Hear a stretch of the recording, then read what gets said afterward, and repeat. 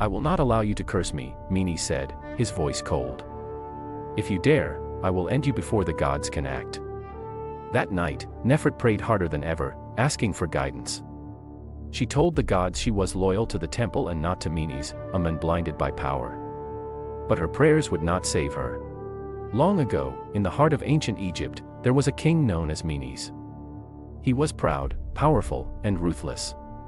His people feared him more than they worshipped him. They said his wrath was like the desert sun, unforgiving and deadly. In those days, the temple of Anubis was sacred ground, and the priestess of the temple, Nefret, was the king's closest advisor. She was wise, but her wisdom came with a heavy price. Nefret knew the secrets of the gods, secrets Menes did not want anyone else to know. One night, a blood moon rose over the Nile. The air was heavy, and even the animals in the city were silent. Menes summoned Nefret to his chambers. He had grown paranoid, convinced that she would betray him. He accused her of plotting to overthrow him using the power of the gods. Nefret denied the accusations, but Menes was deaf to her words. "I will not allow you to curse me," Menes said, his voice cold. "If you dare, I will end you before the gods can act." That night, Nefret prayed harder than ever, asking for guidance.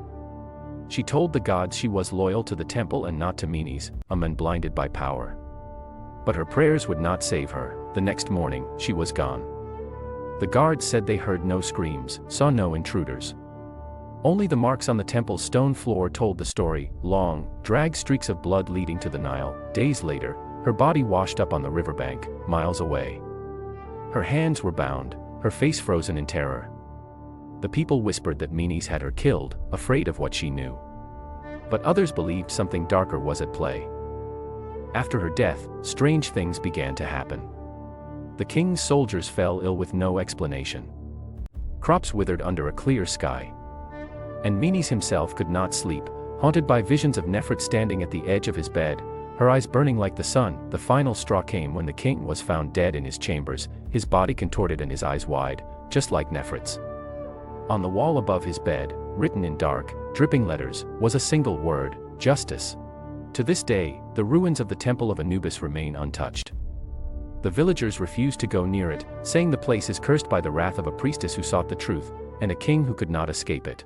Thank you for watching this video. Click the subscribe button and hit the notification bell for more videos.